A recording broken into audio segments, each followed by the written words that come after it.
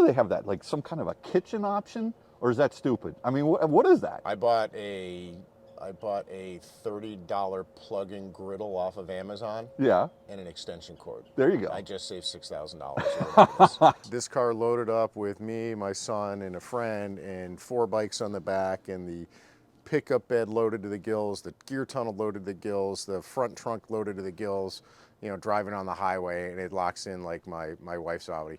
Right, just incredibly fast, incredibly stable. Welcome to another episode of Out of Spec Dave, where today I find myself on my way up to see a friend of mine.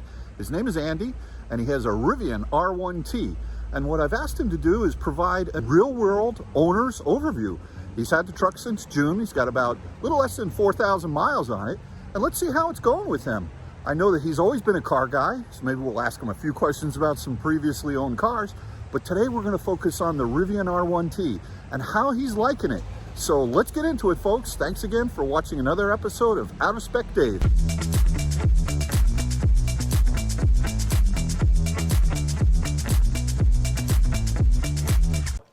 Okay, so here's Andy, and Andy, I'm so psyched to see you, and I'm really excited to listen to your what you got going on here. This looks like some garage, but thanks for coming on the channel. I'm glad to be here. This should be fun. Yeah, this should be fun. Tell me a little bit about your garage setup from a charging standpoint. I know that you've got 2 level 2s in here, and I'm curious why you have 2. I do. We had a 2018 Chevy Bolt, which I got, you know, probably one of their earliest production models. And I got that as an around town car, and it was over here in the corner where my Jeep is parked, which is obviously not an EV. Right. But when I got the Rivian obviously isn't going to fit where this garage is slanted, so I ran another cable. You can see it up along the garage, and added another charger in here. I'll turn the light on. And so, you know, look, I got a brother-in-law who's a builder, and I just figure, and a cousin, I just keep telling him, but anything you do, new construction, you should probably be wiring for EVs, because it's absolutely a part of the future. I just put an EV, a level 2 in our garage the other day, which, you know, it's everybody's like, Dave, you haven't had one. But the honest truth is, for what we do, you know, Kathy's driving 40 miles round trip a day. I'm driving 6-7 miles round trip or one way, but we were just using a 110. But tell me about this rig over here. This looks beautiful. Well, this is fun. I got this at the end of July this year. And I was so early on the list that they offered me a launch edition, but to my own surprise, I thought the launch edition only came in that seafoam mist green color, and I didn't want that, so I declined. Right. I declined it, which was not very smart. And so I actually had a friend that put in a deposit a year after me that got his truck before me because I had declined the launch edition, which was, in retrospect, very silly. But I put a deposit on this the day that Ford and Amazon put 500 and 750 million, respectively, into the company. That's when I actually pulled up their site, and I was like, well, it looks like this car is going to be legit, and it's got some serious backers. Yeah. And got involved in it. And so I like this color. I actually like the tree green. I don't know what it's called specifically, but my wife was not a big fan of the green, so we settled on the gray. Right. And what interior did you get on this one? So I've got the black interior. It's actually exactly what I wanted from a color perspective, but in order to get along faster in the release cycle, they kind of had a Rivian shop where they would open up an inventory of cars that had already been produced in order to jump the line to an extent. So, you know, in June, I started getting access to, you know, I would get an email like, hey, we've got, you know, 5 new cars in this warehouse, if you will, on the East Coast. And finally the gray showed up and I grabbed it. And so this wasn't my first choice on the wheel combination. I actually wanted the 20-inch wheels with the all-terrains. Oh, with the all-terrain tires. Yeah, so these are the 21 inches with the all-seasons, and they're huge. I think they're 33, 33 and a half, probably 33. The all-terrains were 34 with a more aggressive tread pattern, which is something I was looking for, but I didn't want to wait. I had some vacation plans that I planned to take the truck out to the beach, and so I couldn't risk waiting 3 or 4 weeks. Listen, wheels and tires, those are easy things to change. You know, I mean, not to say they're cheap, but you know, you can always change those. But on almost any car, I would actually agree with you. But I have looked at putting all-terrains on these 21-inch wheels, and I can't find any. So if anybody can reach out to you through your channel, I'd love to hear if I could get a knobbier, more all-terrain tire that fits on a 21-inch Rivian rim. I don't think so. I think I have to go into the Rivian shop and buy a $4,000 20-inch wheel tire package, because I think this EV all-season tire and the all-terrain tires are really specific to Rivian. And so I haven't been able to find something outside of looking at an entirely new wheel package from Rivian or external, but I can't find a 21-inch wheel. All right, so folks out there in the internet world, let us know, comment below, and we need to help. We need to get Andy some new tires on these. No, those are 21s, right? 21-inch wheels, and it's about a 33-inch tire. All right, so we got to get him some knobbies, some winters. You know what I was thinking, Andy? Why don't we go for a ride? We'll talk. I know you got a lot of things in your history as far as cars, because you've been a car guy, like I've been a car guy. That much I know. And yeah, let's go for a ride in this Rivian. I'm excited. Okay. All right. You just had to close the door twice. It doesn't slam as easily as a lesser. Yeah, I noticed that. Lesser car.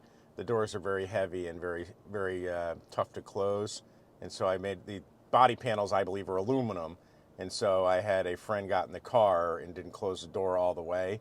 And I gave a little push on the door to close the rest of the way, and I made a little crease in the body panel. Really? Yeah, I don't know if you can see that or not. Wait a minute. I can't really see it. Very subtle. Very subtle? Yeah. Well, you know what it is these cars are so sealed. Yeah. So, you know, it's like they're airtight, unless you have a window cracked, of course. Yeah. Oh, that's too bad. Yeah. So I'll have somebody rub that out at some point. Yeah. All right. Little thing. All right. So a nice thing about this, with its a little bit smaller size than an F-150 or Silverado, is it actually fits nicely in my garage. Not too hard to park. Andy, I noticed you've got the ACK on there. Obviously, you've been to Nantucket a lot. I know that. How's the vehicle on the beach? It was terrific on the sand.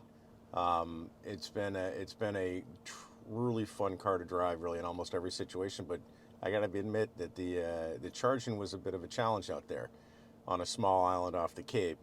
I was running a 110-volt charger, and I was getting 1 mile of range per hour, which was a little bit of a challenge. So there was one day that I literally left it at the police station, which has I guess a 6 kilowatt hour charger. Right. And so I'd get about 10, 50 miles per hour, left it overnight, and then the next day I had to ride my bike 6 miles to go get the Rivian, and threw my bike in the back of the pickup and drove home. Oh, so now, you know, this is a pioneer out on Nantucket with his Rivian R1T, roughing it. I love it. Yeah, that's beautiful. It was, and this was 4 months ago, but my wife was stunned. She was like, it's like we're celebrities. Everybody's pointing at this car. Oh, yeah. Everybody would come up and ask us about it. That's worn off a little bit as we're sitting here. You're starting to see more of them on the road, right? Yeah. But it was a really unique, one of the first ones that had been out there, so it got a lot of attention, which was kind of fun. Right. Tell me about the tonneau cover. Have you had issues with that? I've read that Rivian has had some. I don't know if they're continuing to put them on the vehicles now. There's been a little bit of noise about them kind of not working all that well. Have you had issues with yours? Well, it was funny when I had ordered it, I started seeing some emails about how I didn't need to get it if I wanted to save some money, but I actually really wanted the tonneau cover. You know, the ability to have a watertight, sealed area with a wife and 2 kids and going on traveling was really something important to me. I have to admit, I do not open and close it very often. I've watched your son's out of spec review profile where he actually got it fixed and then tried to open it and broke immediately again. And I understand that they're recalling him and they're going to replace him in Q1 of 2023. Right. So I use it. It's great. I've gone down to Baltimore. I've gone out to the Cape, down to Philadelphia with gear in the back. My kid plays sports, and so we throw a lot of stuff in the back, and I love it. And I probably would have been less interested in the car without it, just because I came out of a Tahoe, and we travel, and this is will be our travel car for vacations. And so I probably wouldn't have been as enthusiastic about the car if I couldn't keep a lot of gear dry. And the gear tunnel, you've been using that for luggage as well? Do you find that's a better place to keep things dry, or? It's just really convenient in the front. I mean, jackets for the front, kids, right. And there's really an interesting pass-through in the back seat behind the armrest. There's like a little garage door you can open and reach into the back into the gear tunnel where I keep a you know, a travel box full of waters and granola bars Oh, and stuff interesting. like that. So the kids, if So they're there's a thirsty, pass-through from the passenger component to the gear tunnel. yeah, I did not know that. You want me to show you? Yeah, I'd love All to right, see that. let Yeah. me do it. Yeah, I didn't realize there was a right. pass-through there. So you fold through here, and if you want to film that, it's almost like a little garage door. And I've got a little bag that you can, you know, grab baseball hat, you know, umbrella. So a neat little feature that had been built into the car. That is great. I did not know that. And if you hadn't seen this, there's also storage under the seat, you know, which when we were going on vacation, filling this in with, you know, waters and food and stuff that'll roll around. Yeah. Adding a lot more functionality to the car. So even though my wife was like, there's not going to be enough room, we actually had as much room, I feel, in this as we did in our Tahoe that we traded in. Right. For it. Now, Andy, I know you have 3 dogs, but have they seen the inside of this vehicle? Much to my wife's chagrin, no. Well, I think you're a smart man for that, to be honest. She was like, well, where are the dogs going to go? And I said, they're going to go in your car. We have 2 German Shepherds. And we have a Corgi, and these dogs shed an enormous amount. So I would love to see them put together, I don't know, it's a cap for the pickup that I could actually throw them in there. Would be awesome. You know, there was some pre-production mock-ups that I saw, you know, 1-2 years ago of what they might look like in terms of design of throwing a cap on. Yeah. I'd love to have that so I could put the dogs in back so I don't have mountains of fur blowing everywhere. Right, right. Yeah. Now, with the R1S out, would you say I'm going to keep the R1T, or would you think about upgrading, or maybe not upgrading may not be the right word, but changing over to an R1S? The R1S has a unique look like this, but it does not have as unique a look. It doesn't have the gear tunnel. It doesn't have the tonneau cover. You know, this was really unique in terms of the space. It's not truly a full size like an F-150. It's a little bit smaller, a little bit bigger than a Tacoma, I think it is. So this was really kind of unique in the marketplace, where the R1S, amazing car if it's got the performance as this will. You know, it will be an amazing car as well, but it's a little shorter, and there's a lot of SUVs in and about that size and look, where this really kind of stood out as unique, especially with the gear tunnel and the tonneau. Right, right. No, listen, I think that's smart, and especially if you do have an SUV as a complementary vehicle, why do you need another one? Having the pickup, or you know, for just hauling stuff, whatever you got to do, you just put it in there, yep. and you go to town. That's terrific. Now, have you looked at getting the, what do they have that, like some kind of a kitchen option, or is that stupid? I mean, what is that? I bought a $30 plug-in griddle off of Amazon. Yeah. And an extension cord. There you go. I just saved $6,000. Right? And I used it. We were out on the beach. I was cooking hot dogs and burgers on the tailgate, you know, with a $30 grill. So it's cool. I don't know that, you know, I don't go camping, you know, having really gone camping in 30, 40 years, whatever it is. So the idea of spending $6,000 when, you know, I could go to Jersey Mike's and buy some subs and throw them in a cooler, right. it's probably not going to happen. I hear you. Let somebody else buy it, and you know, and go over to the tailgate with them. That's right. You know, and all right, cool. So Andy, I know you love your truck. Love the truck. Right? But there's got to be a few things that perhaps, maybe, I don't want to say negative, but maybe areas for improvement. What are your thoughts? Well, there's some look, the interior fit and finish I found to be exceptional, right? The leather, the wood in the dash are all really cool. It's worked perfectly. With one little caveat, the speaker, the Bluetooth speaker is just locked in place and I can't get it out. I think this is a relatively common occurrence. I wasn't, you know, when I talked to the technician, he's like, yeah, we've seen this. And getting it out, you know, when they came and they did the steering recall, you know, which was a very quick 20-minute fix, he's like, I'd have to take apart the entire, you know, armrest area to get at that speaker. So it's like just a little silly thing, but the speaker's stuck in there. Not that I would use it very often anyway, but that's one little thing. And there's just a couple little things in fit and finish, and I'll just show you. Okay.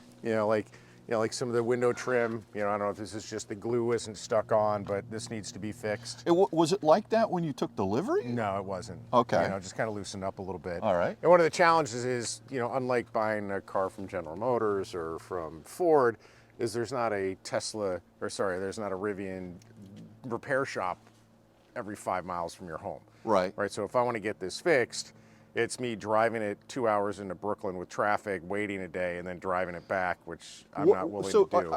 That's interesting. Now, when they did the recall, Did they Yep. come to you? They came right here in the driveway where we're standing now, and it was very fast. It was like 20 minutes. But they won't come to you for something like that. I think they're going to come and fix this, but there are a couple other issues that they need to bring into the shop to work on. I see. And so I'll give you some other examples. There's just a, fit and finish, not perfect. Like, look, I mean, if you were in a Mercedes, you would expect that there wouldn't be like a little gap, like you could see a ridge, right? Oh yeah, here. Let me Right. see if I can get over. See if you can capture it from that angle. Oh, And it's yeah. all stuff that they've said they fix. It's just me trying Right. to schedule the time to do it. The same thing on this side. I'll show you on the It's alignment, right? Yeah, so it's a little bit of alignment issue Right. where it just doesn't flush perfectly, like, Right. This was an interesting one along the gear tunnel. You've got the plastic trim right here. Uh-huh. I mean, this is just, I can put my finger in the gap. It's so big, so it's nitpicky. What's it like on the other side? Well, it's a lot tighter. I'll show you. A lot of people wouldn't notice this type of thing.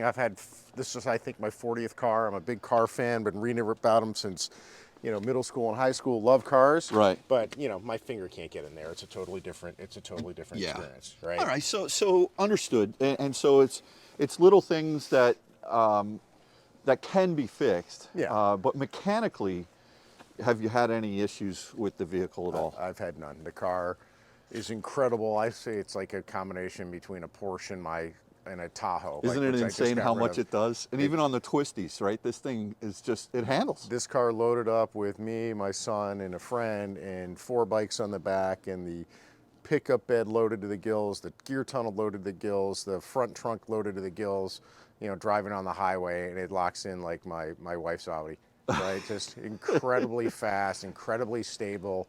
And I've had a lot of cars. I'm not a sports car guy. I'm more of a truck guy. Jeeps, had like a Grand Wagoneer, and I've probably had 10 Jeeps in my life. I'm more of a truck person, off-road car kind of guy. So I've never driven a car that's this absolutely stunningly fast, responsive, but I can also fit on my gear in it, which is a really great combination. Yeah, it is. And you know what's amazing to me, Andy, is this is their first effort, right? This is their first vehicle they've delivered.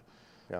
And it's amazing. They build them right here in the United States in Normal, Illinois, and it makes you proud, right, that this is coming out of the United States. So terrific evolution that the United States has brought to the auto world with Tesla, obviously, and Lucid, which I believe you're familiar with. Obviously. Oh, a little bit, yeah. I'm a little familiar with Lucid. And Rivian as well. It's really some incredible progress that we've made here. No doubt. I appreciate you taking time. One of the things we were talking about before filming here, you could take off. We'll just go wherever you want. Sure. I was curious about the en route navigation and the planning, because I know you haven't. Have you ever driven a Tesla before?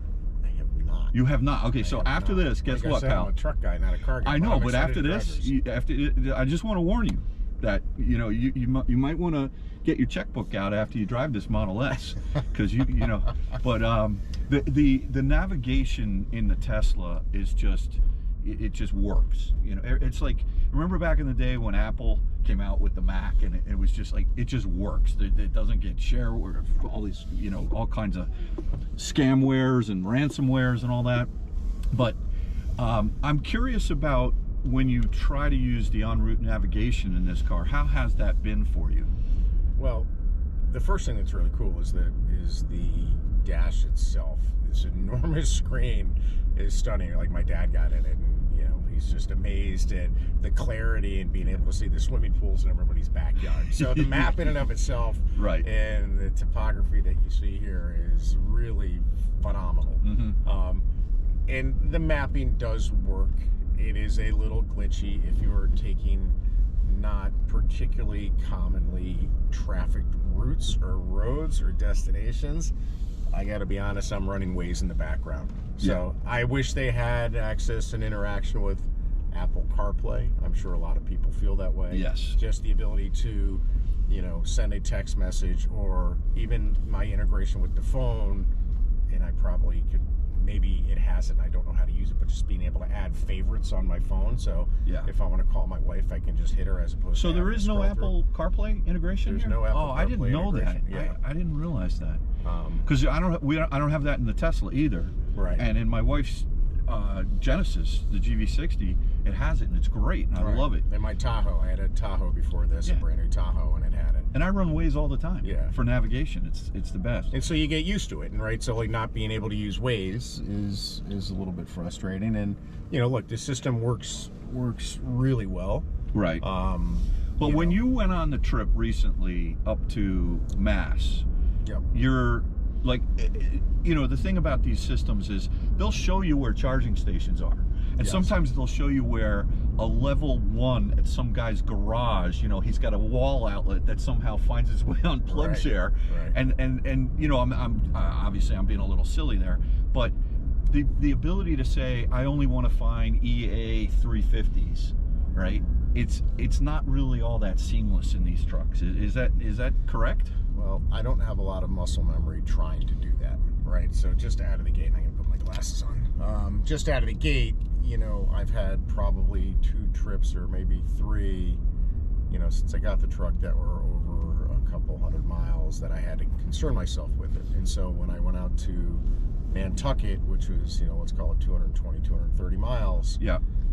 I looked a month before I left and found a charging station in Dartmouth, Massachusetts. And so I knew exactly where I was going to stop and when. Right. A month in advance, because I don't use this every day because I charge at my house. I don't drive that much unless I do a trip every month or 2. And so maybe there's functionality in here. I haven't found it to be able to easily find a charging station. I think Tesla is more robust in terms of the first mover advantage, in terms of the number of stations they have. I know they've opened up their network to other cars over in Europe. I think they've got about a dozen countries that do that.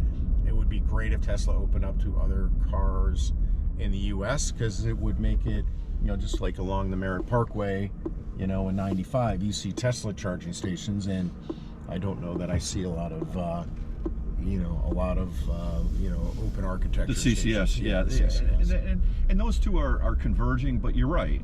You know, right now, the nice thing about having the Tesla with the CCS Combo 1 adapter is I can go to any CCS charging station in addition to any supercharging station. Right. But the charging itself, how have you found the reliability or the ease of charging at Electrify America or any CCS? I don't know if you use EVgo or ChargePoint. Yeah, when I went to Electrify America, I mean, it was very easy, it was very fast. I was probably pulling 300 kilowatt hours downstream, you know, which I think on every car, you know, when you're 0 to 60% of the battery pack, it will really go at a lightning speed. But as you get above 50, 60, the speed with which you can download the energy starts to taper.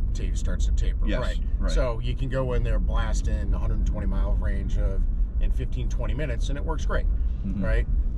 So it's just something you need to think about. I went to Foxwoods and Foxborough a couple weeks ago with my dad, and you know, it's like 300 miles round trip, and it was like just close enough that I, you know, when we left the casino, I said to my dad, why don't I just drive your car so I don't have to think about where I'm going to charge. There are charging stations. I didn't want to find a level 2 charger and have to, you know, be stuck with 15 miles of range per hour. It's just not reasonable. So I know that there's a lot of money going into this infrastructure. I just passed my friend Street, who's in the solar business and the charging business, and he's got more work than he could possibly manage. Okay. Right. And so look, I know that I'm an early adopter. We had a Bolt EV in 2018. It's 4 years later. We've got now a Rivian. We've got 2 chargers in our house that handles us 99 days out of 100. And that one day that you're making a trip, it's something that you need to think about. And so I know, had a house in Vermont like I did. You like to go up there. Yeah. It's something I need to think about if this is a car that I could actually take up there on 191 miles each way. Yeah. And when I get there, where do I charge it? Do I run into a situation like I did on Nantucket where I am running an extension cord out of the house, getting 2 miles of range per hour, 1 mile of range per hour? It's not going to get me back. Right. No doubt.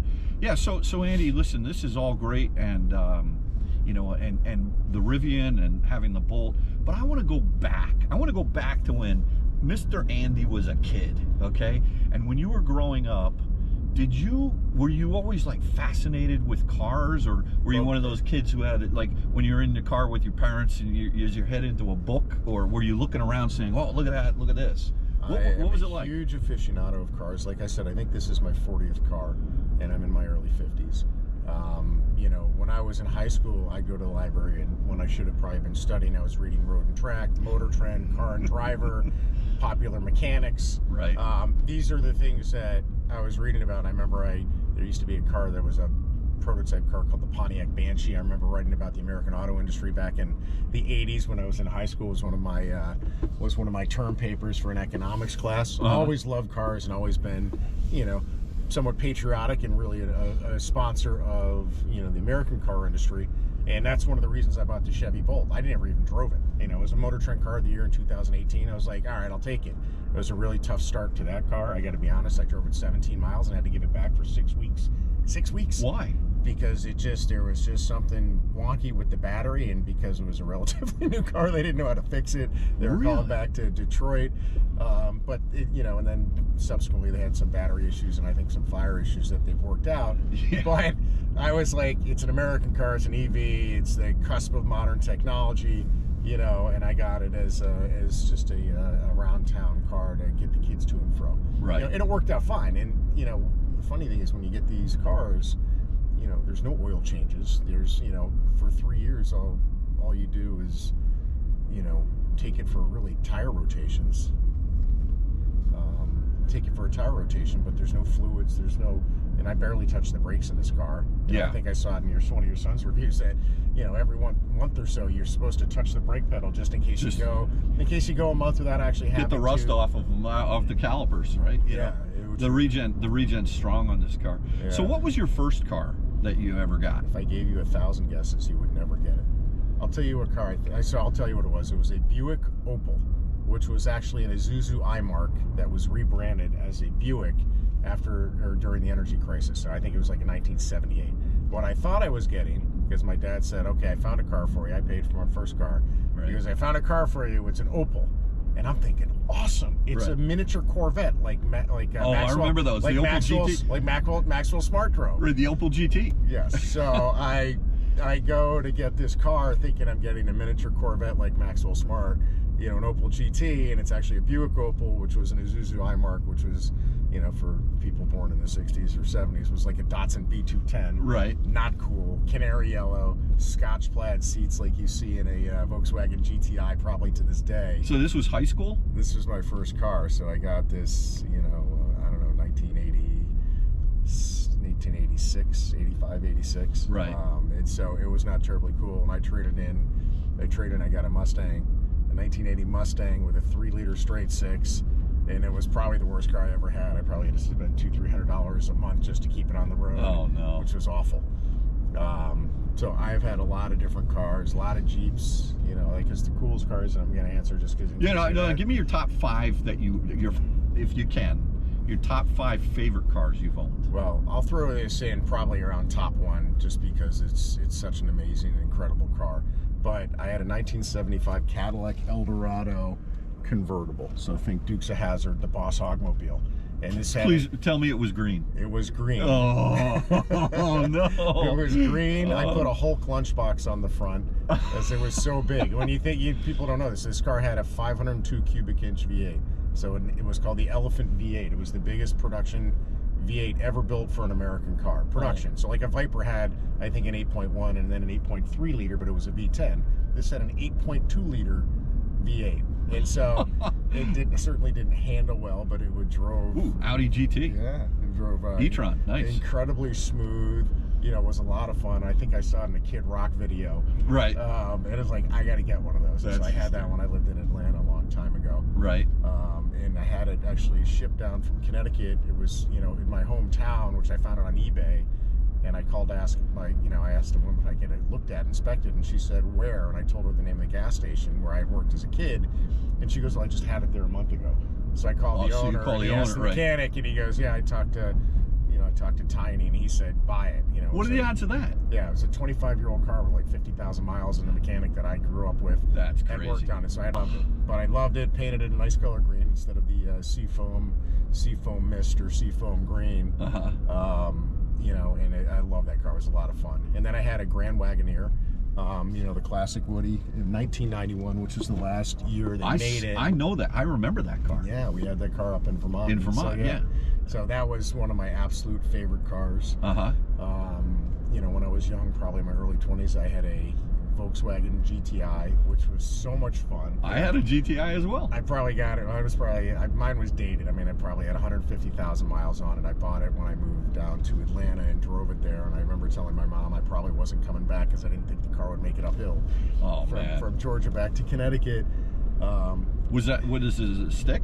It was a 5-speed. I remember driving my boss around in the car in Atlanta, and she said, "This car is unsafe. It sounds like a garbage can with a motor." Oh, man. And she thought a safer car for me, which was probably among my other favorites, was probably a 1990 Alfa Romeo.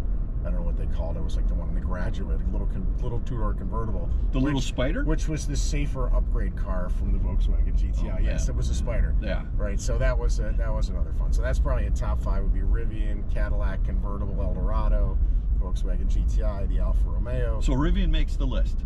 I mean, look, this car is to get, the speed, the quickness. I don't know if it's the top speed. Certainly, I would never speed on the highway. No. But the quickness is you're driving like a Porsche 911 or a Ferrari with the utility of a pickup, which is incredible. Right. Right. It can perform incredibly well on highways, back roads, but also, carry all your gear, which is pretty cool. Yeah. Yeah, and just driving around these back roads here, it's got a very soft ride. It's not overly, like a lot of times you get in pickups and you get that side to side. This really is, it's very, very smooth. Yeah, so tell me a little bit about your wife's adoption to EV. I'm just curious what she thinks of driving electric. And what does she drive? She drives an Audi Q7. A Q7. Yeah, okay. She's had an X5, and we went from the X5 to a Q7, and I don't know if we'll go back to an X5 or not, but that's an incredibly capable car, incredible handling, so easy to drive. I wouldn't say she loves the electric car. Like, the range anxiety is frustrating. The fact that we can't put our 3 dogs in the back, like I could in my Tahoe. I'm actually like it because I don't get a car full of hair. Right. But she's mad that now her car is the dog car. To be fair, she bought all the dogs. So she's not a huge fan, but I think she would concede that the car actually is pretty neat. Is a lot more capable than she thought it would be as a pickup, being able to take all her stuff, and she has yet to drive it, but I think when I finally get her to take the steering wheel, because there are no keys to it, that she'll really be impressed with it. Yeah. So what advice do you have for someone who's maybe who doesn't have an EV today and thinking about getting one? What would you tell someone about the process, or just things to look out for? Buying the car was incredibly easy. I mean, just there's no negotiation or haggling on the price. You go on the website. I ordered the car. I was able to edit and update the color and the interior and the roof bars and stuff like that probably 15 times before I was ever at a point where I was locked in. Right. Paid for the car, and one of their service representatives drove the car up, I think from Brooklyn, which is their distribution facility. Yeah. And just brought it to the house. And when they brought it to the house, what was it, like on a flatbed?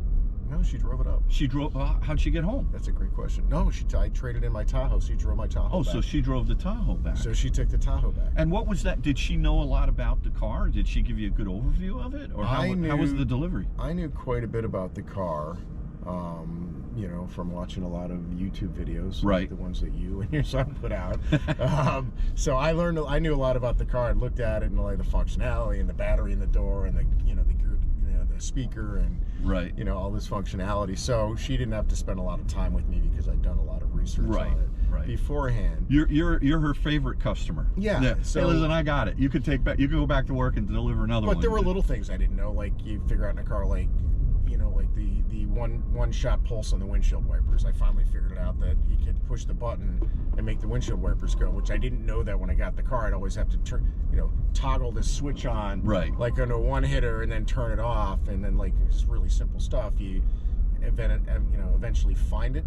It's like really simple stuff like that. I didn't know like the cruise control, the paddles to increase the spacing or increase or decrease the speed was a lot more intuitive than I thought. I was like, setting the cruise control, I'm like, this is really a lot of work. And look, I think there are videos on the Rivian app and site that, you know, I probably could have gone over, but a lot of it was, you know, talking to friends. That I got a friend who's got one, and you know, it was a really neat experience, kind of learning the little nuances and idiosyncrasies of the car. And there aren't a lot. I mean, it's pretty simple, you know, getting used to the giant video screen to be able to do everything outside of the windows and the radio. It's a lot. I mean, like being able to move the vents is a little bit more trouble than it needs to be. The buttons, I'd love to see him do a software patch where, you know, my eyes aren't as good as they once were. A little larger font? A little bit larger font. Yeah, you got bigger hands than I do, so it's like, you know, getting the buttons on here, because when you're driving trying to hit, I want to tick down twice on the when it's bumpy, right? These screens are a little tricky. Yeah, and so, you know, there are things like that, you know, look, it's cutting edge technology and it's really cool, and makes seeing, you know, if I put my dad in this car, he would probably be like, you know, how do I, you know, turn the fan on, right? And it's not just as intuitive as going into, you know, a Honda or a Ford or something like that. And it doesn't need to be. I mean, it's really neat stuff. Yeah, no, I get it. So that's good. Well, listen, Andy, you've been using the truck.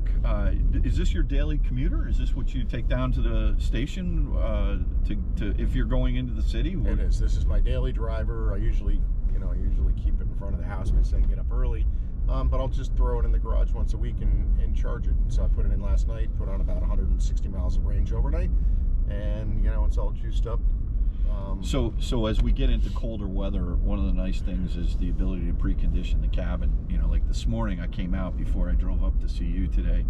It was my Tesla was completely iced over, you know, and so I just hit the button and preconditioned it, got out there, and it was all, you know, cleaned off. It was great, because I don't have a garage to put mine in. Kathy we have a single garage. Yeah. She gets it, right? Of course. Okay. You know, so. So this does have that functionality. It's great.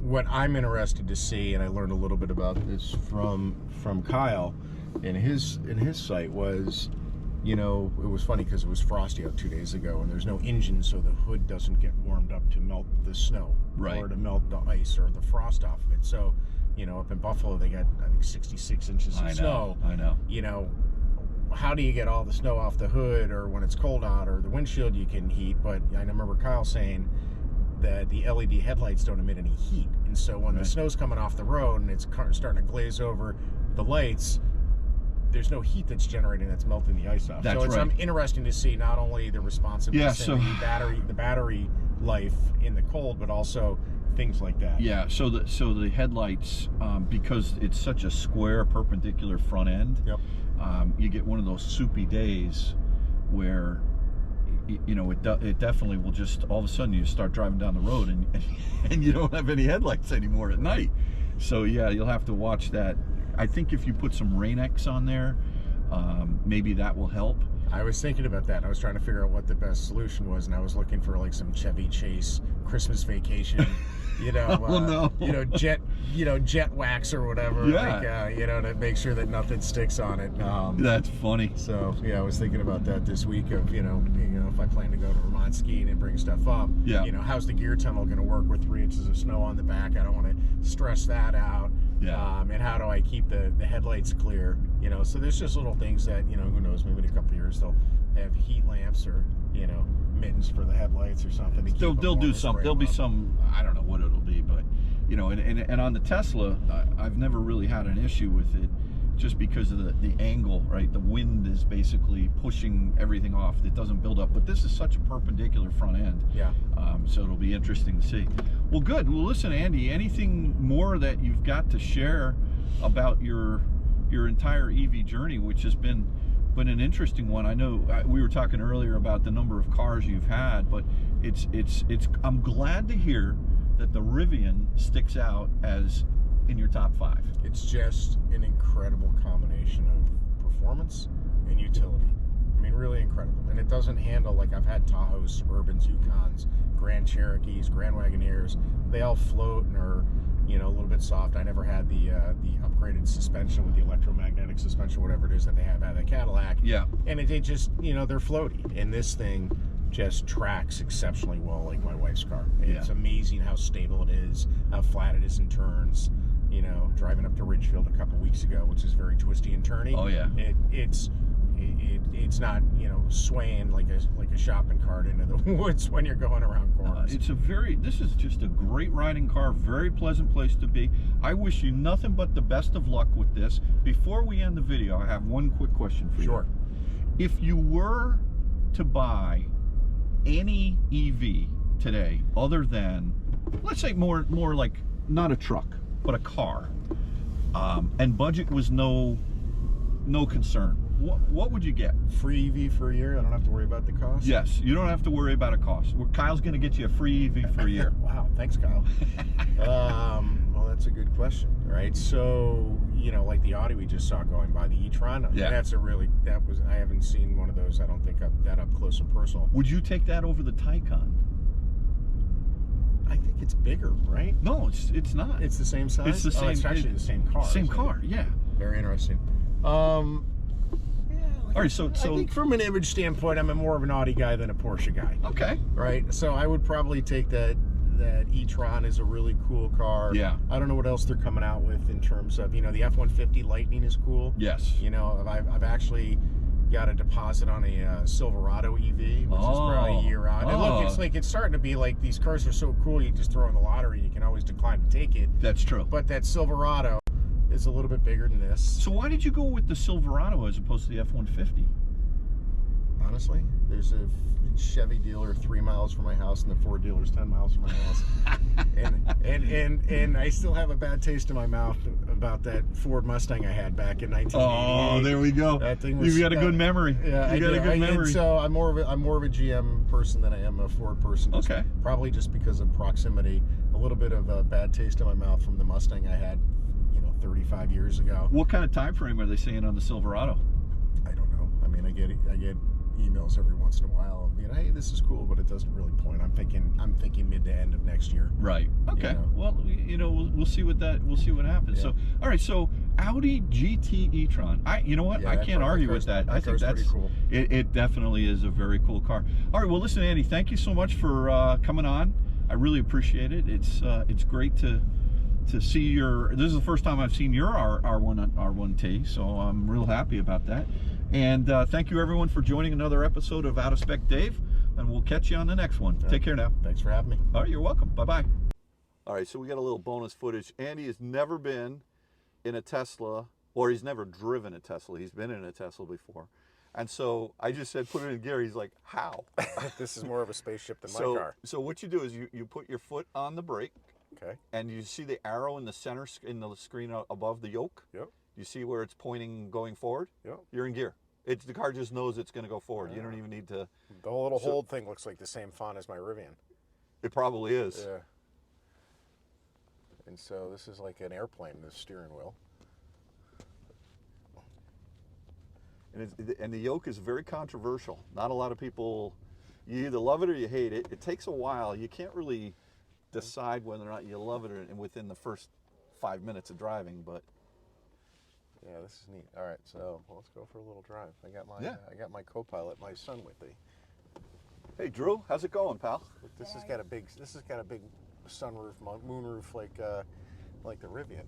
It's funny is even with the Rivian, you've got this huge thing, but you don't really notice it in the front. You only notice it in the back. Right. That's why I'm sitting back here and I'm noticing it, and I love it back here. I've never sat in the back of my car before.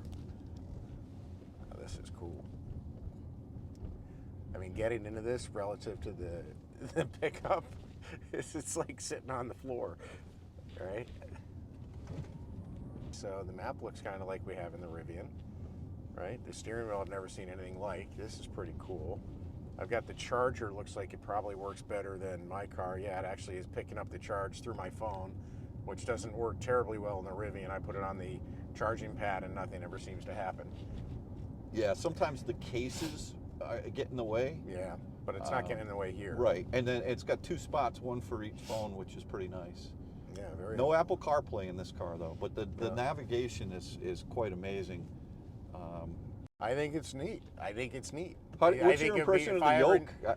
Do you like that? I don't like it or hate it. It's just kind of unique, and like the car is unique. So it's right. It is like sitting in a spaceship almost. It's They're trying to grab at 10 and 2, where I probably usually hold my hands, versus 9 and 3.